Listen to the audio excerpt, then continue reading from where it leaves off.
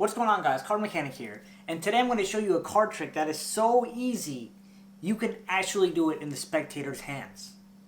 Let's get into it.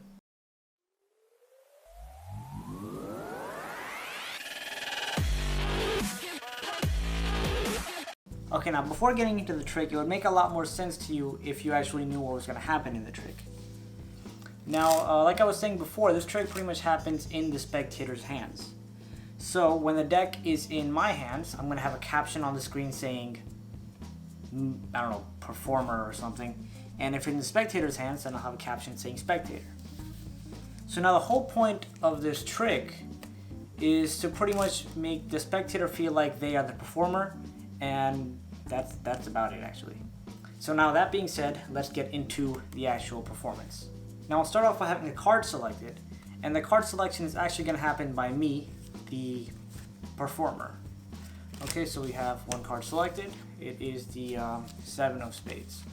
I'll take the 7 of spades and I'll shuffle it right into the deck.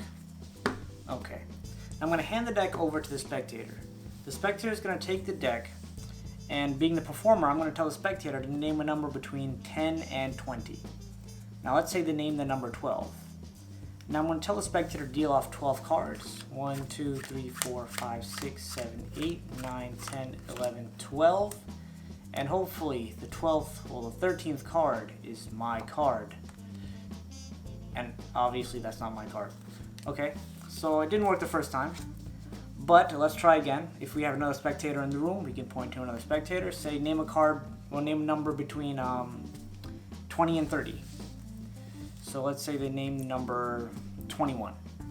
So we'll count off 1, 2, 3, 4, 5, 6, 7, 8, 9, 10, 11, 12, 13, 14, 15, 16, 17, 18, 19, 20, 21.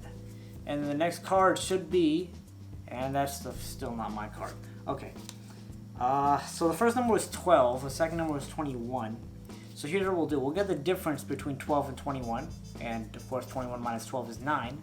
So let's deal off 9 cards. 1, 2, 3, 4, 5, 6, 7, 8, 9. And if we take a look, that is my card, the 7 of spades.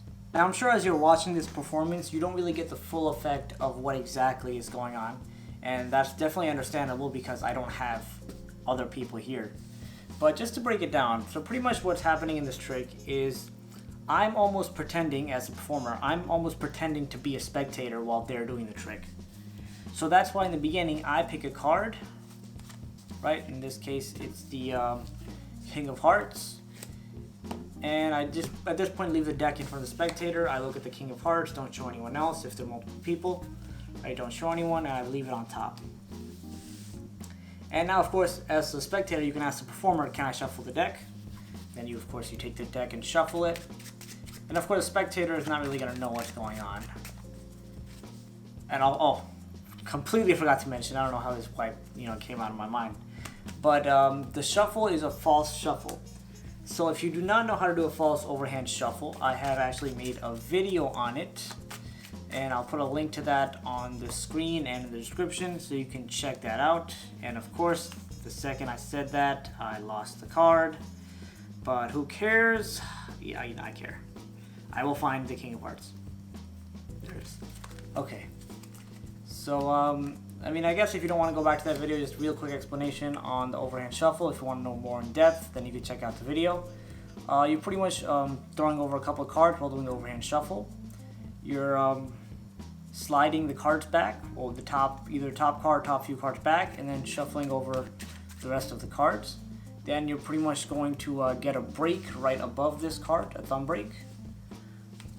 So you can see a break right there. Then you shuffle over the rest of the cards, you shuffle to the break, and then you throw the rest over. So that's a really quick explanation. If you want the full explanation, check the description. So yeah, you pick out a card, put it on top. You ask the spectator, or in this case the performer, whatever it is, you ask if you can shuffle the deck, then you shuffle the deck with the fake shuffle, of course, and of course the card is on top. And now you can tell, now at this point the deck will be in the spectator's hands. So deck's in the spectator's hands, you ask them, name a number between 10 and 20. So in my performance I did 12, but we can actually pick any number between 10 and 20. So let's just say 11. So we deal out 11. And just to make it easier, I'll just make this card face up. 1, 2, 3, 4, 5, 6, 7, 8, 9, 10, 11. And they look at the 12th card. They don't look at the 11th card, they look at the 12th card. And then you say, nope, that's not my card. You suck at this. So we'll have someone else pick a number. So you have them flip this back over and you put the rest of these cards on top. So now the King of Hearts is in the 11th position. Now you do that again, but you tell the other person to pick a number between 20 and 30. Let's just say they pick 22. Or yeah, let's say they pick 22. So again, you're going to count 22 cards.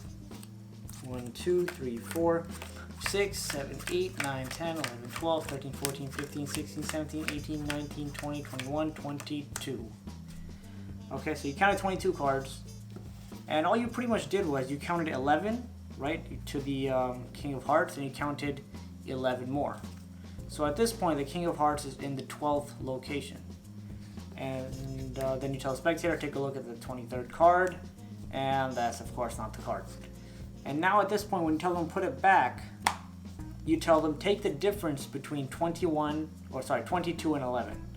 And 22 minus 11, of course, is 11. So you count off 1, 2, 3, 4, 5, 6, 7, 8, 9, 10, 11. And then take a look at this card. And it is the card that you initially, being the performer slash spectator, had selected. Now I know this trick may seem like, it doesn't really have great impact, but when the magic is actually happening in the spectator's hands, it's almost regardless of what is happening, as long as it's even slightly impressive, it will really impress the spectator. So that pretty much wraps up this video. I hope you guys enjoyed watching it, and of course let me know if you guys go out and do this, what kind of reactions you get, and how your spectators handle it. I would love to know your feedback in the comments below. And as always, thank you so much for watching. Make sure to check out my social media links down in the description below for all my status updates, and I will see you in my next video. Welcome to the end screen. If you liked the video, make sure to hit that like button, leave a comment down below, and subscribe, because subscribing is good. Thanks for watching.